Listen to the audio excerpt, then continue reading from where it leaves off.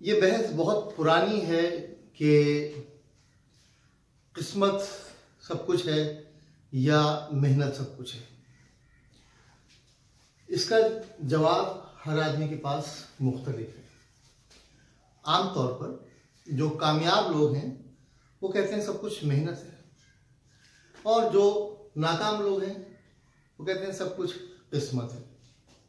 असल में है क्या? क्या वाकई किस्मत बहुत अहम रोल अदा करती है, या वाकई सब कुछ मेहनत का फल है, सब कुछ मेहनत से मिलता है?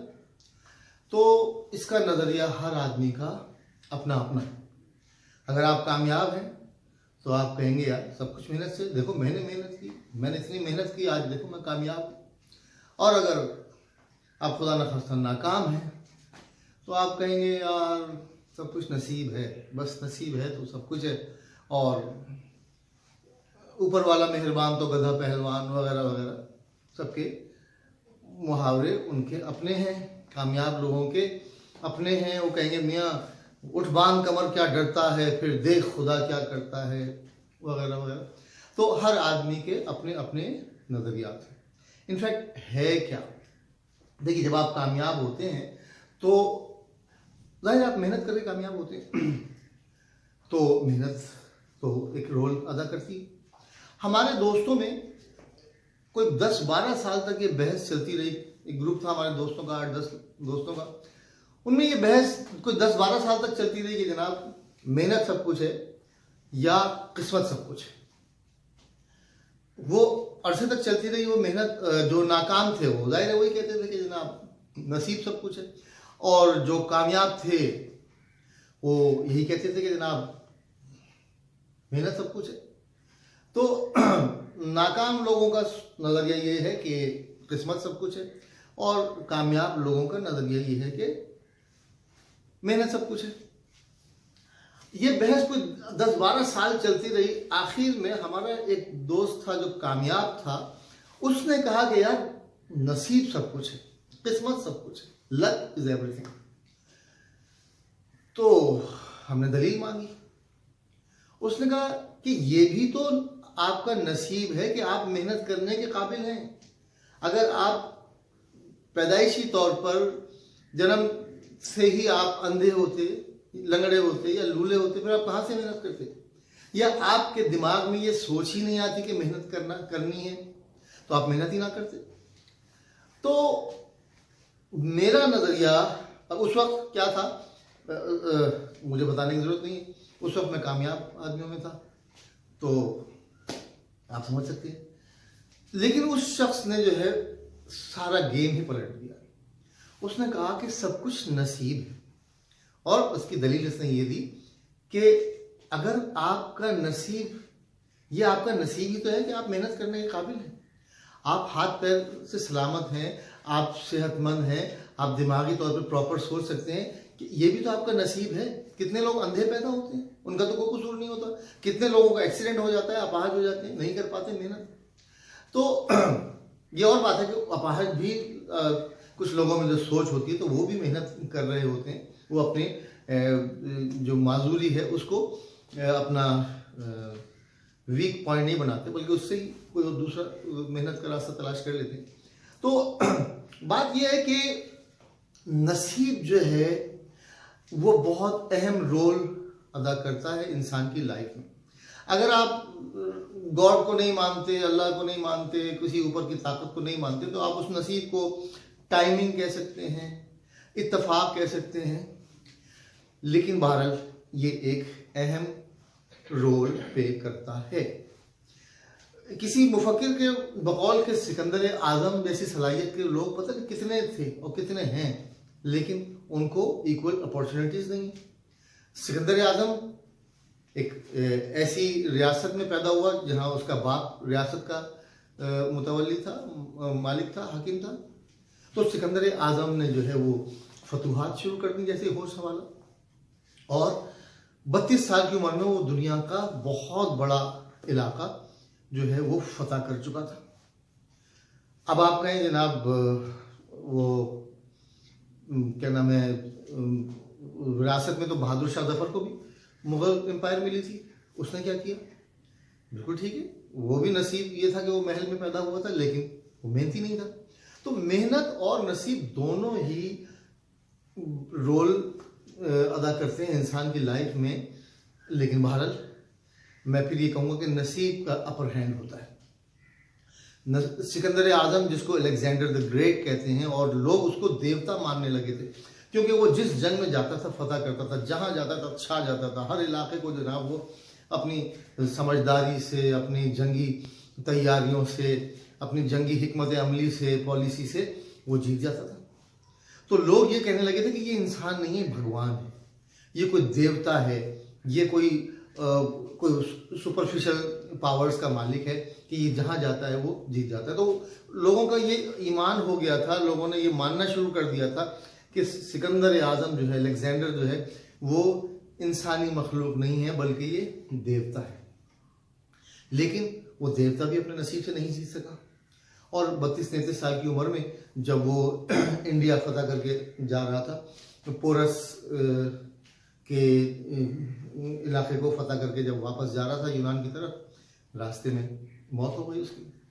अब उसकी मौत कैसे हुई? कोई कहता है कि मलेरिया से मर गया, कोई कहता है एक जख्म लग गया था उसके, उस जख्म की तकलीफ में मर गया, और एक थ्योरी ये भी है कि उसके अपने ही फौजी अफसर जो थे, उसके अपने ही जो नीचे के रैंक के लोग थे, उन्होंने उसको जहर दे दिया या कत्ल कर दिया। तो ये उसका नसीब था। आखिर में क्या हुआ? नसीब जीत गया। अलेक्जेंडर द ग्रेट, जो अपनी सलाहियतों से, अपनी ताकत से, अपनी मेहनत से पूरी दुनिया पे काबिज हो गया था, वो फिर नसीब से हार गया। तो अब आप कहेंगे कि सर ये आप आज क्या बातें करने लगे?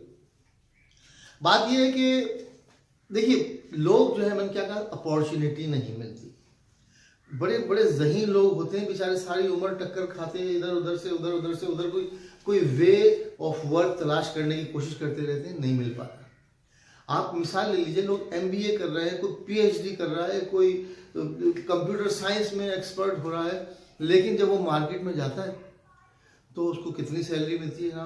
15,000, 20,000, 25,000।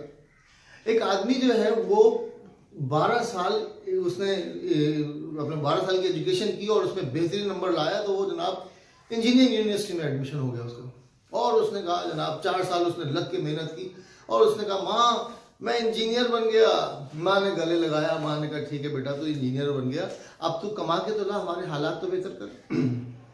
जब वो मार्केट में निकला तो पता चला उसको 15,000 रुपये की सैलरी मिल रही। मार्केट में जॉब ही नहीं, और अगर जॉब मिल रही है तो 15,000, 20,000, बहुत अच्छी मिल गई तो 25,000। तो वो हैरान हो रहे हैं, यार 25,000 रुपये, मैं इतनी मेहनत करके जो है वो 25,000 रुपये कमा रहा हूँ, मुझसे ज़्यादा तो बाहर जो एक बर्गर बेच रहा है उसके पास ज़्यादा पैसा है, वो रोज़ के जो है वो 1500-1600 रुपये रोज़ के कम अज़ कम पीट रहा है, और मैं जो हूँ मैं इतनी पढ़ाई करके जो है वो मैं 25,000 रुपये कमा रहा हूँ। तो बात ये है, मैं अपने स्टूडेंट्स से जब वो एडमिशन ले लेते हैं हमारे इंस्टीट्यूट में, तो मैं कहता हूँ कि आपका नसीब अच्छा है कि आपने द जापान हाउस में स्टेप इन कर लिया, आप मेरे इंस्टीट्यूट में आ गए, आपने एडमिशन ले लिया, क्योंकि यहाँ से आप सक्सेस के तमाम मंजिलें तय कर सकते हैं। देखिए, मैं बेसिकली मेरा बाप जो था सर्वे ऑफ इंडिया में था, माइग्रेट करके सर्वे ऑफ पाकिस्तान में लग गए, और सर्वे ऑफ पाकिस्तान से फिर 1971 में रिटायरमेंट लेके अपनी एक छोटी सी अपना थोड़ा सा काम शुरू किया, और बचपन से मैं उनके साथ चलता रहा। तो मैं लैंड सर्वेयर बन गया। जब मैं ग्रो अप हुआ तो जब मैं as a grown up person, my profession was land surveyor. Land surveyor क्या होता है? वो आपने देखा होगा, सड़क पे खड़े हुए दूरबीन में झांक रहे हैं, बेसिकली वो ज़मीन का सर्वे करते हैं, ज़मीन के नक्शे और ज़मीन के कंटूर वगैरह बनाते हैं। तो बस मैं लैंड सर्वेयर था, मेरा प्रोफेशन लैंड सर्वेयर का था। अचानक एक ज़माने में हवा चली यहाँ से कि जनाब चलो चलो जापान चलो, सब लोग जापान जा रहे हैं। जापान का वीज़ा वगैरह कोई था नहीं उस ज़माने में, 87 की बात कर रहा हूँ मैं, 87 तक जापान का वीज़ा नहीं था। 1988 के दिसंबर में जापान ने फिर पाकिस्तानियों के लिए वीज़ा की पाबंदी लगा दी थी। उससे पहले कोई वीज़ा नहीं था, बस आप टिकट कटाएं जापान पहुँच जाए।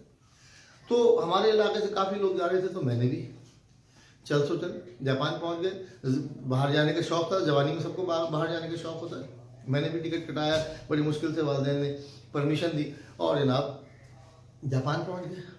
जापान पहुंच गए तो सब मेहनत मजदूरी कर रहे थे, हम भी फैक्ट्री में मजदूरी करने लग गए। मजदूरी करने के बाद सब आते थे और जापान की मजदूरी इतनी मतलब सख्त मेहनत तलब होती थी कि जब हम आते थे तो किसी को होश नहीं होता था, सब अपना खाया पिया जल्दी से और सो जाते थे। हमारे दिल में ऊपर वाले ने एक चीज़ डाल दी थी कि नहीं यार जापानी सीख लो। तो वो जब सो जाते थे तो मैं छोटी सी एक टेबल और कुर्सी लेके बैठ गया था, एक लैंप लगा लिया था और वो लैंप ऑन करके मैं वो जापानी पढ़ता रहता था खुद से। उस पर भी झगड़े होते थे, रूममेट्स कहते थे यार सोने दो यार, इतनी मुश्किल से तो आए हैं। जापान में छोटे छोटे घर होते हैं, एक कमरे दो कमरे के घर होते हैं और उसमें कोई फर्नीचर वगैरह कुछ नहीं होता, बस वो आपने बिस्तर बिछाया और सो गए। सुबह उठे, बिस्तर लपेटा और अंदर ओशी हीरे कहलाती है अलमारी, बड़े बड़े गद्दों की अलमारी होती है, उसमें आपने गद्दे भर दिए और आप काम पे चले गए। तो अब ये मेहनत करते रहे 2 साल तक मेहनत मजदूरी की और उसके बाद वापस आ गए और मेहनत मजदूरी के साथ साथ जापानी सीख ली। कुछ नहीं पता था क्यों सीख रहे हैं। लोग जो थे वो टॉन्ट करते थे कि यार क्या फायदा जापानी सीखने का, भाई तू यहाँ पैसे कमाने आया तो पैसे कमा और जा, खत्म हो, तू खामखा जापानीज सीख रहा है। तो बस वो खामखा जापानीज सीख रहे थे, कुछ नहीं पता था कि इस जापानीज का फायदा क्या होगा, ये लैंग्वेज जो मैं सीख रहा हूँ इसका क्या फायदा होगा। बस एक शौक था, जापानी से पहले मैंने जर्मन लैंग्वेज सीखी थी, लैंग्वेज सीखने का शौक था, कुछ ना कुछ सीखने का शौक था। तो वहाँ जापान गए तो मेहनत मजदूरी के साथ साथ जापानी सीख ली। वो जापानी सीखना मेरे लिए इतना काम आया, यकीन कीजिए कि 89 के बाद मैं पाकिस्तान आ गया और पाकिस्तान में जापान कॉन्सुलेट में जापानीज पढ़नी शुरू कर दी। जापान कॉन्सुलेट वालों को पता चला कि जनाब इसको तो इतनी अच्छी जापानी आती है। थोड़े दिनों बाद उन्होंने मुझे एज ए टीचर रख लिया और दिन में, शाम में मैं पढ़ाता था और दिन में जो भी जापानीज डेलीगेशन पाकिस्तान में आते थे उनको जो है कॉन्सुलेट वाले मेरा नंबर दे देते थे, तो मैं उनके साथ जो है वो ट्रांसलेटर के तौर पर लग जाता था। एक दिन के ट्रांसलेशन करने के जनाब $150 $200 लेता था मैं 1991 की बात कर रहा हूँ। तो उस जमाने में रोज के $150 कौन कमाता था, वो लोग महीने के $150 नहीं कमा पाते थे, तो मैं एक दिन के $150 कमा पा रहा। तो वो अपना प्रोफेशन रह गया एक तरफ और जापानीज लैंग्वेज प्रोफेशन में आ गए। और उसके बाद फिर तरक्कियों का एक लंबा सिलसिला शुरू हो गया जिसका मैं यहाँ पे आपको बताऊंगा, टाइम वेस्ट होगा आपका। तो मैं आपको ये बता रहा हूं कि अगर ये भी एक नसीब है आपका कि आपको ये पता चल गया कि मेहनत कर लें इस फील्ड में। आप 16-16, 18-18, 20-20 साल पढ़ते हैं और उसके बाद आपकी वर्थ होती है 15,000, 20,000, 25,000, 30,000, 50,000। मैं आपसे कह रहा हूं, आपने भले इंटर भी किया हुआ और खाली मैट्रिक ही किया हुआ हो, आप मेरे पास आ जाए, मुझे 2 साल लग के दे दें, मेरे पास 2 साल लगाने आप, मैं आपको 1 लाख से लेके 3 लाख तक का आदमी बना दूंगा जी। जापानीज इंटरप्रेटर की पूरी दुनिया में डिमांड है और हमारे थर्ड वर्ल्ड कंट्री जैसे मुल्क में, पाकिस्तान जैसे मुल्क में अगर आप जापानीज लैंग्वेज सीख लेते हैं तो आपकी सैलरी स्टार्ट ही 1,00,000 1,50,000 से होती है। और अगर आपने टॉप लेवल पास किया हुआ है, N1 किया हुआ है, तो आपकी सैलरी 2-2.5 लाख से कम नहीं होगी। तो वैसे मैं फिर बता रहा हूँ कि ये एक इल्म है, इल्म को पैसों में नहीं तोड़ना चाहिए, लेकिन क्या करें, हम थर्ड वर्ल्ड कंट्री के लोग हैं, हम जो है वो सबसे पहले तो हमें फिक्र माश है, हमें सबसे पहले कमाना है, ठीक है। तुझसे भी दिल फरेब है गम रोजगार के, तो गम रोजगार हमारे साथ लगा हुआ है। तो उस लिए मैं आपको बताता हूँ कि आपने कोई भी प्रोफेशन इख्तियार करना है कीजिए, लेकिन अगर आप पढ़ाई करना चाहते हैं तो पढ़ाई में जापानीज इंटरप्रेटर के प्रोफेशन से अच्छा कोई प्रोफेशन नहीं है। मेहनत कीजिए, मेरे हक में दुआ कीजिए। अगर वीडियो पसंद आए तो लाइक कीजिए, शेयर कीजिए, सब्सक्राइब कीजिए और बेल आइकन पर क्लिक कर दीजिए। बहुत बहुत शुक्रिया, धन्यवाद, अरिगातो गोजाइमाशिता।